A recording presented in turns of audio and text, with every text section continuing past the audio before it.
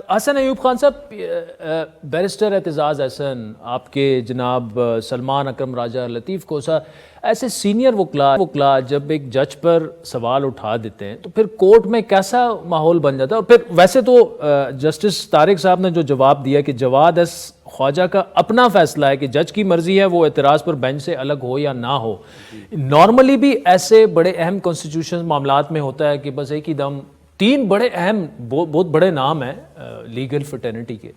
لیکن نوٹس نہیں تھا نا ان کو، نوٹس نہیں تھا، ان کو نوٹس نہیں تھا تو وہ اعتراض کس طرح کر سکتے ہیں؟ ابھی وہ فری کی نہیں ہے۔ اچھا، ابھی جب ایک وکیل یا ایک جو رسپونڈنٹ ہے اس کو تو ابھی نوٹس کرنا تھا اور ان کو فریق بنانا تھا، کیونکہ یہ شودا فاؤنڈیشن کی ایک اپیل ہے نا، جو شودا ہے، جو آپ نے دیکھا تھا کہ نیشنل پریس کلب میں انہوں نے پریس کانفرنس بھی کی تھی۔ دیکھیں وہ ہم نے ابتدائی میں بھی کہا کہ نوٹس نہیں تھا، اور یہی جواب جو ہے جسٹس طارق صاحب نے بھی دیا، اٹارنی جنرل نے بھی دیا، لیکن اس میں سوال یہ ہے نا کہ جب نوٹس نہیں تھا اور اتنے تین سینئر وکلاء کو کیا یہ پتہ نہیں تھا کہ یہ اعتراض اٹھا رہے ہیں، اس میں تو نوٹس ہی نہیں ہے۔ وہ بیسیکلی بیک فٹ پر لے کے جانا چاہ رہے ہوتے ہیں نا، چڑھائی کرتے ہیں، چڑھائی کرتے ہیں عدالت کے اوپر، پریشر کے اندر آ جائیں گے۔ سوشل میڈیا پر جو بکواسات ہو رہی ہیں ججز سے متعلق، آپ یہ دیکھیں کہ وہ کیا غلاظت اور کیسی گھٹیا پن جو ہے لوگ استعمال کر رہے ہیں، الفاظ استعمال کر رہے ہیں۔ مجھے تو تعجب ہے کہ ہمارے جو ججز ہیں یہ بڑا جو ہے نا بڑے دل کا مظاہرہ کر رہے ہیں اور اس متعلق سنا کرتے ہیں۔ یعنی بات ہے ان کے پاس بھی انفارمیشن تو جاتی ہوگی، جو سپریم کورٹ کے ترجمان ہیں، کسی جج سے متعلق کوئی اس قسم کی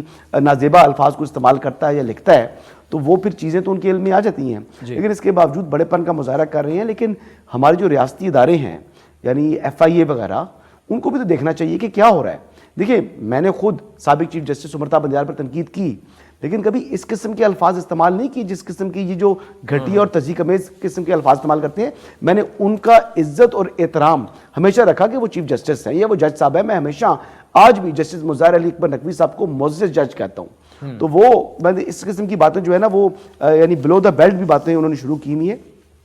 اب یہ معاملہ کیا ہوا،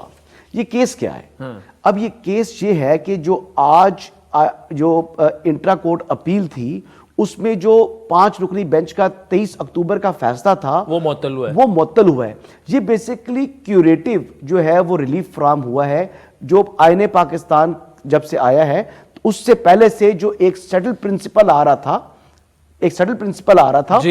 سیٹل پرنسپل کو جو 23 اکتوبر کے فیصلے نے ڈسٹرب کر دیا تھا، خلا پیدا ہوا تھا، اس خلا کو دوبارہ کیور کیا ہے آج کے فیصلے نے، آج کے حکم نے، بلکہ تو یہ عبوری حکم ہے آج کے حکم نے۔ تو اس سے کچھ نیا نہیں کیا، نیا وہ کیا تھا جو سیکشن 21D2 کو جو ہے آئین سے متصادم قرار دے دیا تھا۔ آلریڈی سپریم کورٹ کے ایک لارجر بینچ نے، 5 رکنی بینچ تو بہت چھوٹا ہے، 17 رکنی بینچ نے اس کا فیصلہ موجود تھا،